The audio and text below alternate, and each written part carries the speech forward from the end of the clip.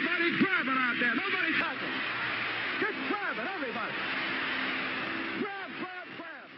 The last few years of Lombardi's time, the St. Cecilia Saints, would be the setup for his college coaching career.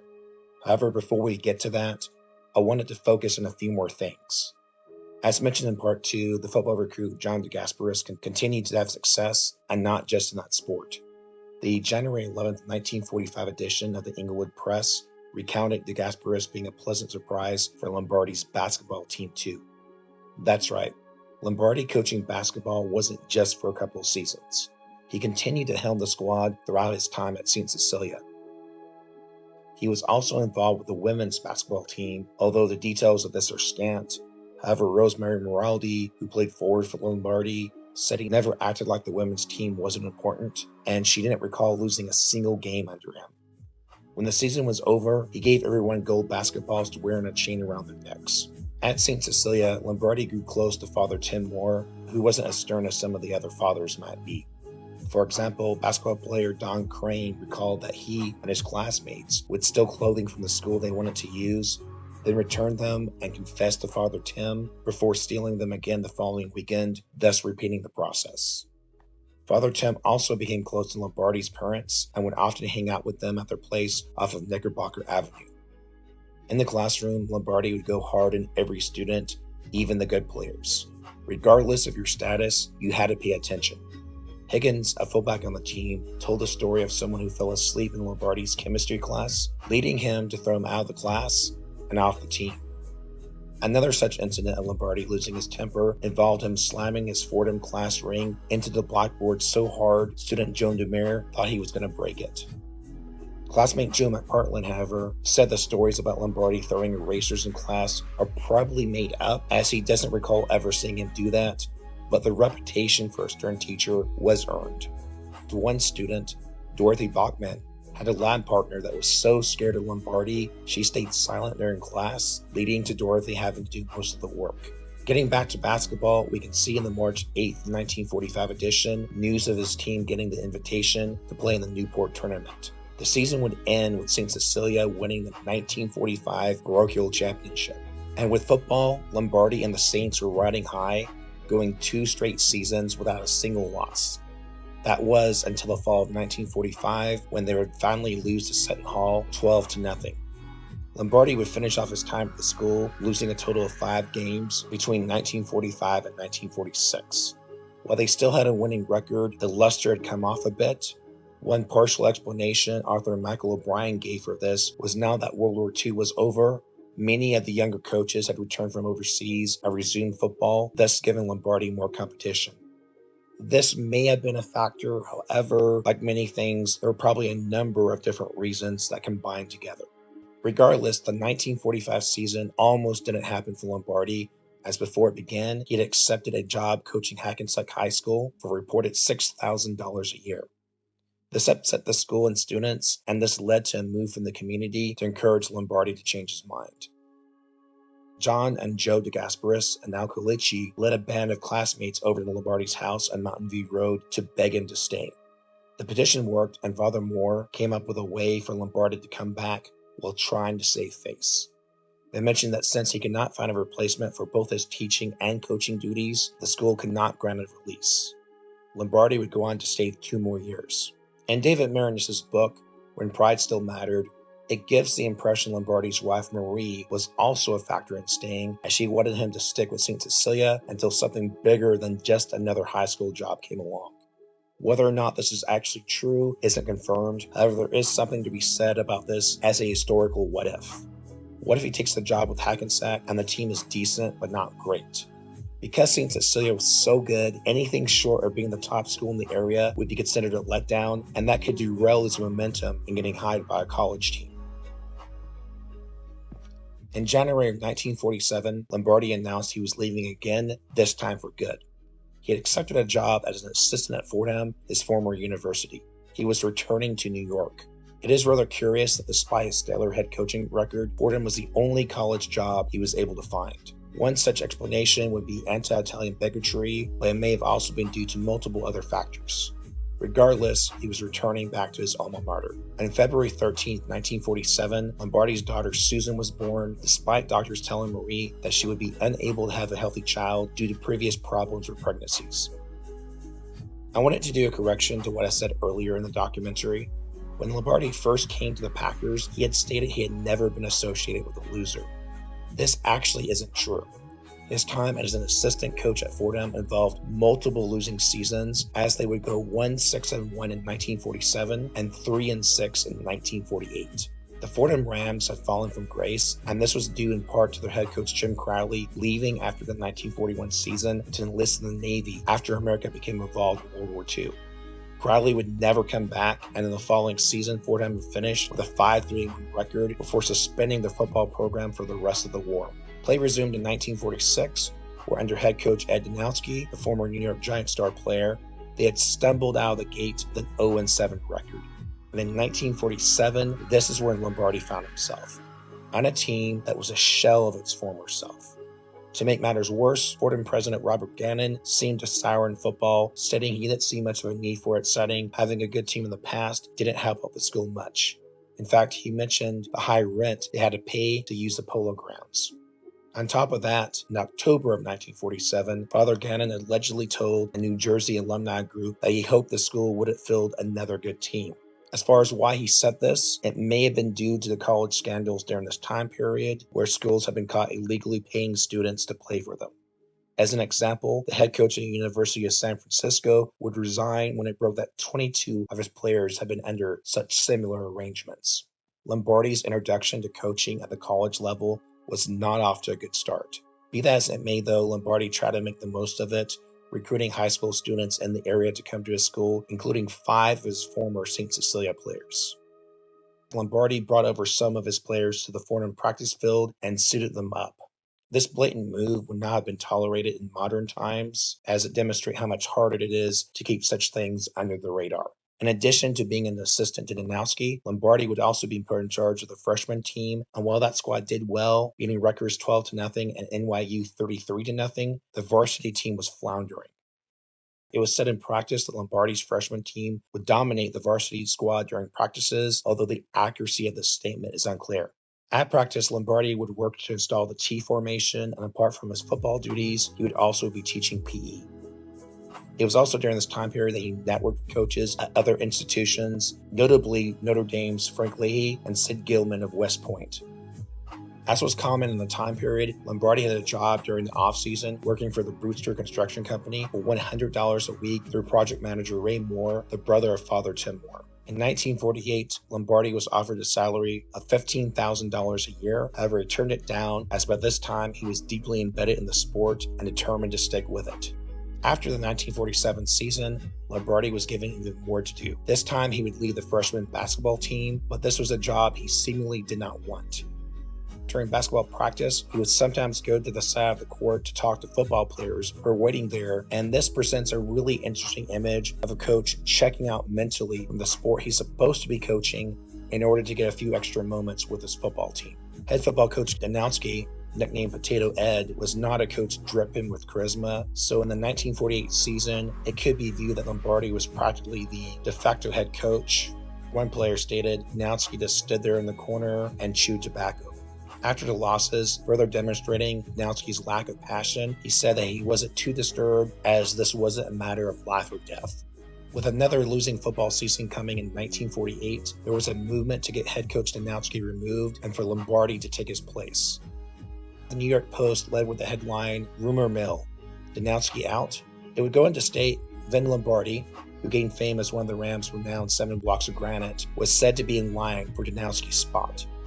News of this circulated throughout the public, which created awkward tension for Lombardi, who reportedly told his friend Leah Paquin that he didn't start the movement and he didn't know anything about it. Of course, he would be interested in the job, but he didn't want to take it under these circumstances.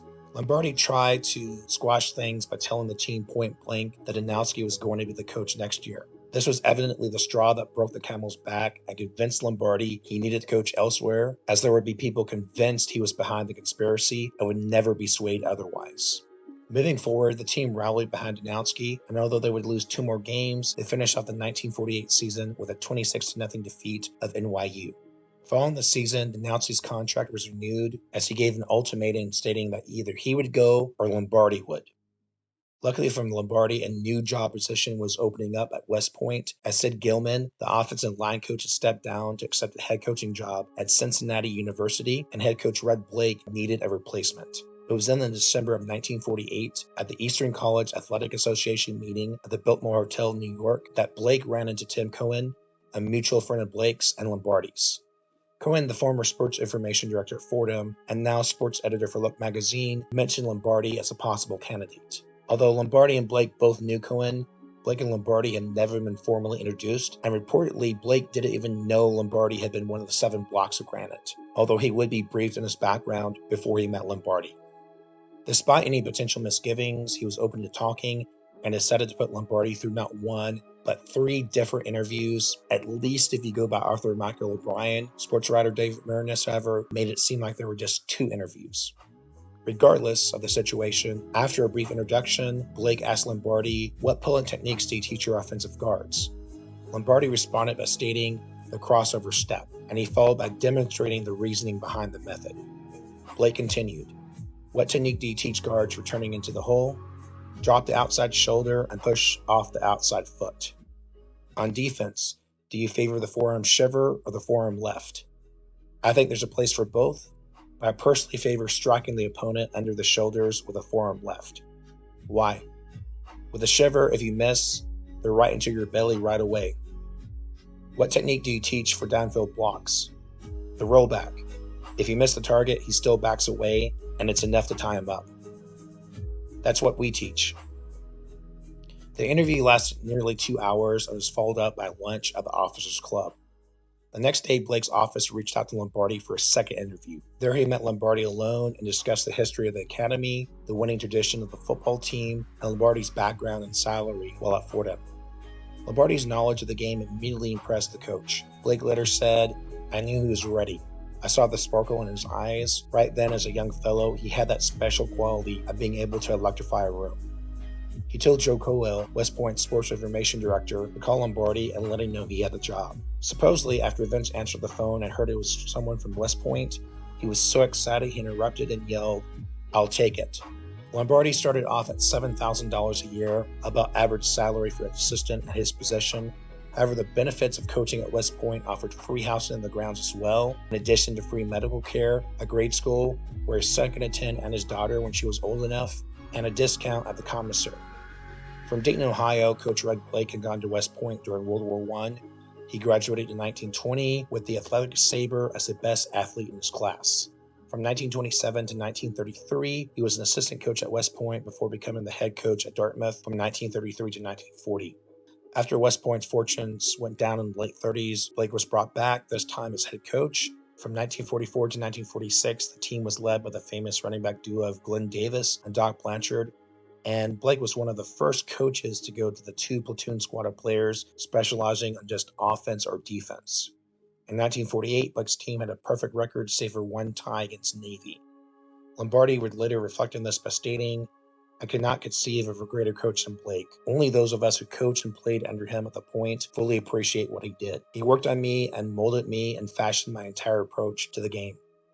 On New Year's Day, 1949, at 8 o'clock in the morning, Lombardi went to his first team meeting at West Point. Lombardi wouldn't be the only new coach under Blake. They also brought in Murray Wormuth of Tennessee to coach the defense. Lombardi and Wormuth would share a desk 1 floor below head coach Blake. The 2 would discuss formation and strategy with Blake while fielding any questions he had. At one point, Blake and Lombardi got into an argument over the right way to deliver a snap to the quarterback. Blake's method involved getting the ball out sideways, while Lombardi was partial to the quarter turn as he said it was faster. So they got out the ball in the conference room and they practiced both techniques, with Lombardi's method proving to be a fraction of a second quicker. To be prepared for his first season at West Point, in early 1949, Lombardi studied game film and team procedures so he could arrive to training camp ready. During one practice, while Coach Blake was speaking to him, Lombardi noticed a player in the field fooling around. What specifically the player was doing wasn't said, but it angered Lombardi and he started walking towards that player, yelling at him. Blake saw this and told Lombardi they didn't coach that way at West Point. The logic behind this was West Point was not a normal university. The cadets were already being driven hard by their instructors all day long and didn't need anything additional. Lombardi relented and went back to Blake. According to him, this is the only time he had to get after Lombardi, although Lombardi himself made it seem like it happened on multiple occasions. In contrast, Blake was more low-key and preferred to get after players in private.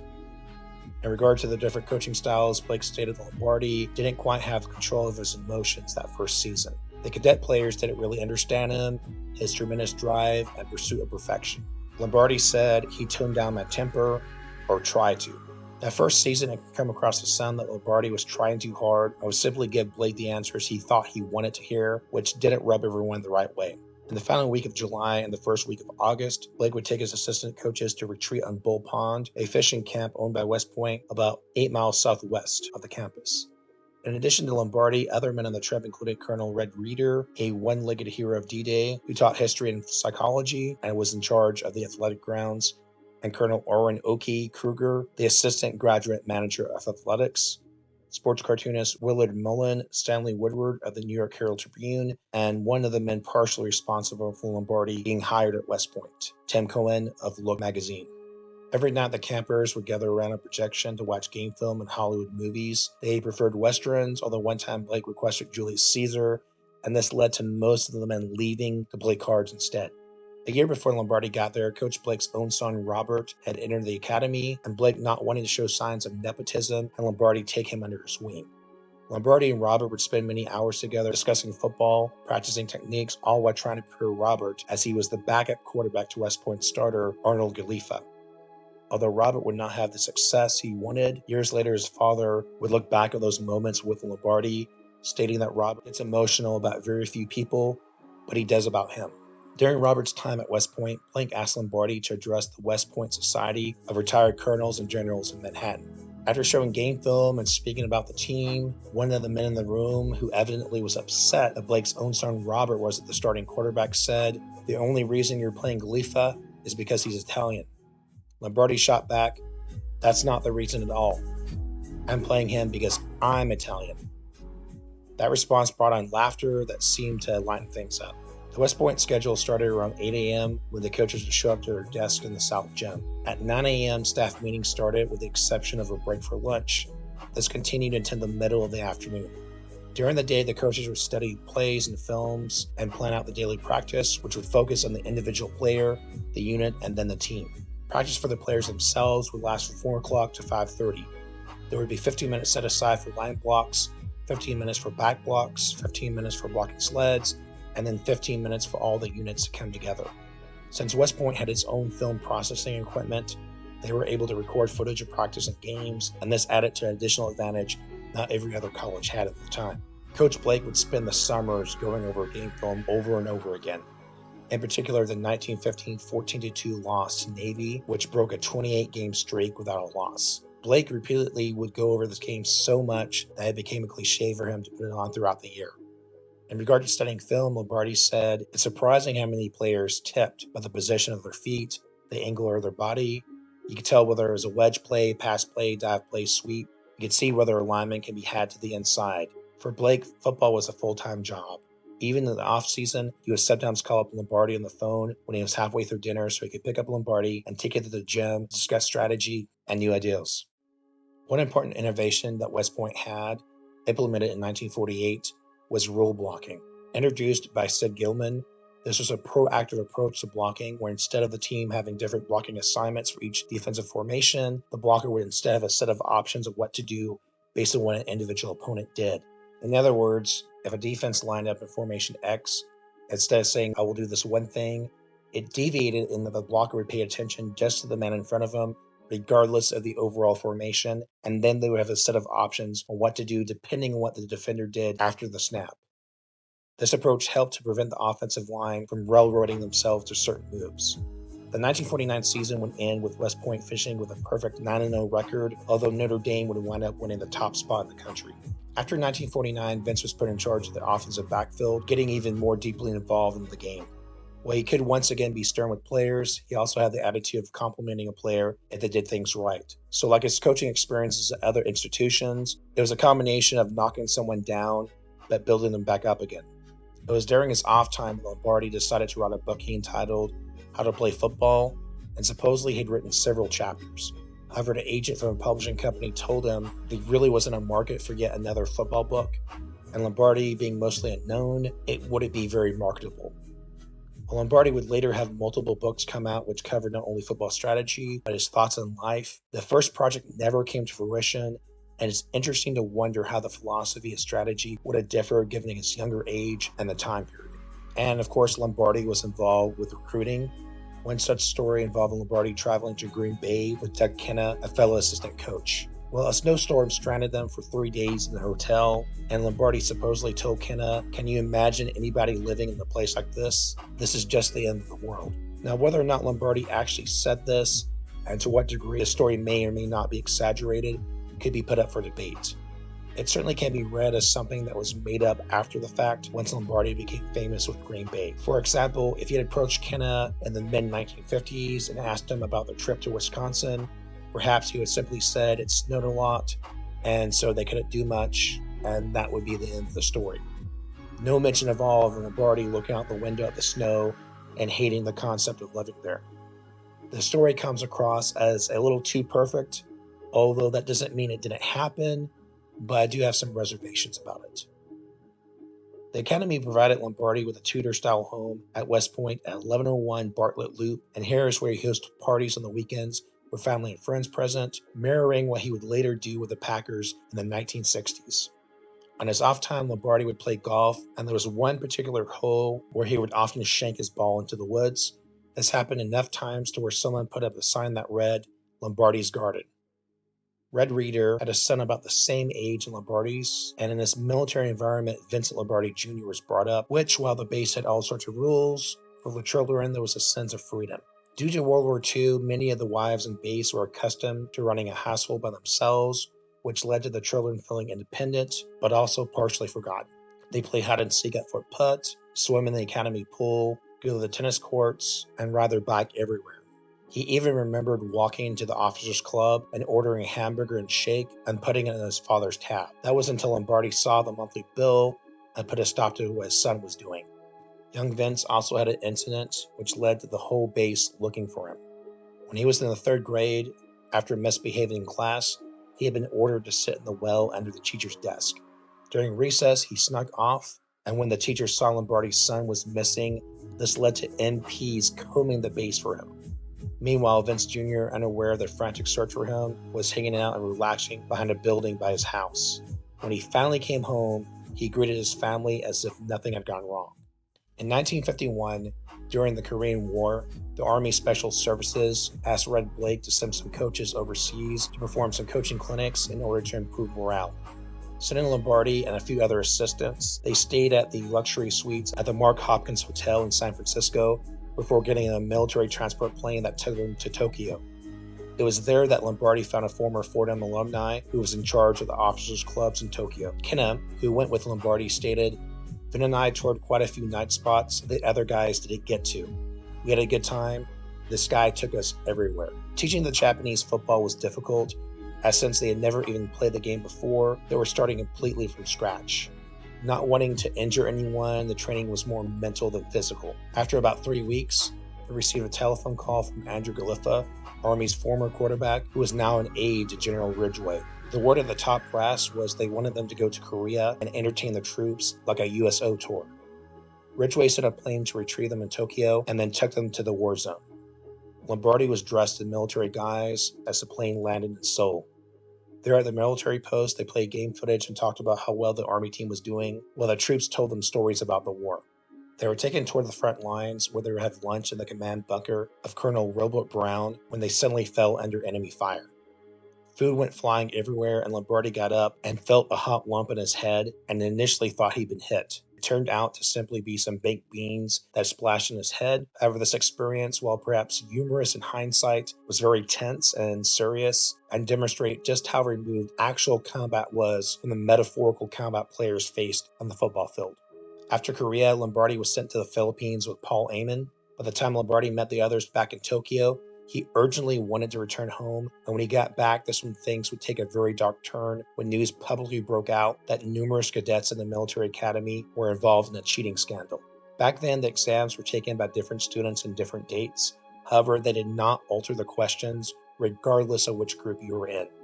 Well, those questions would end up being shared with vets that had not taken the quiz yet. This led to 2 classmates acting as whistleblowers, and this resulted in 90 students getting expelled, including Coach Blake's own son. To make matters more difficult, not every player who was expelled actually cheated. According to the West Point Code of Honor, simply knowing about the cheating but deciding not to report it would be enough to get kicked out. All told, this decimated not only the school, but the football team, as they now had to rely on the remaining players that managed to avoid the culling. Not surprisingly, they would finish the 1951 season with a 2-7 record. Coach Blake, however, didn't step down despite the pressure and kept at it, and they were able to rebuild the West Point football program with an improved 4-4-1 record in 1952, and finally they returned to their former dominance in 53, going 7-1-1. At the end of the 1953 season, Lombardi was looking for something bigger and better than merely his assistant coaching job. He might not succeed as a head coach elsewhere, but he wouldn't know unless he tried. Lombardi saw other people around him get head coaching jobs, and this led to frustration on his part, in particular because at least some of these rejections could have been due to his heritage. It was then in late 53 that a former classmate of Lombardi's, Wellington Mara, entered the scene. The New York Giants had relieved head coach Steve Owen and needed a replacement. In addition to this, the Giants' backfield coach would accept an offer in Canada, and suddenly the Giants had multiple coaching openings. Wellington and his brother Jack tried to get Coach Blake to take the head coaching job, but he turned it down. This led to the Giants moving their own assistant coach, Jim Lee Howe, into the top coaching spot. Now they just needed an assistant coach. They asked Blake if they could speak to Lombardi, and he agreed, and it was then in December of 1953, Lombardi signed a $14,000 a year contract with the New York Giants. Lombardi had entered pro football and was now 5 years and 2 months away from his historic run with the Green Bay Packers. That's all for now. When we continue, we'll cover his time as offensive coordinator for the New York Giants, including his participation in the first overtime game in NFL history, dubbed simply as the greatest game ever played. See you next time.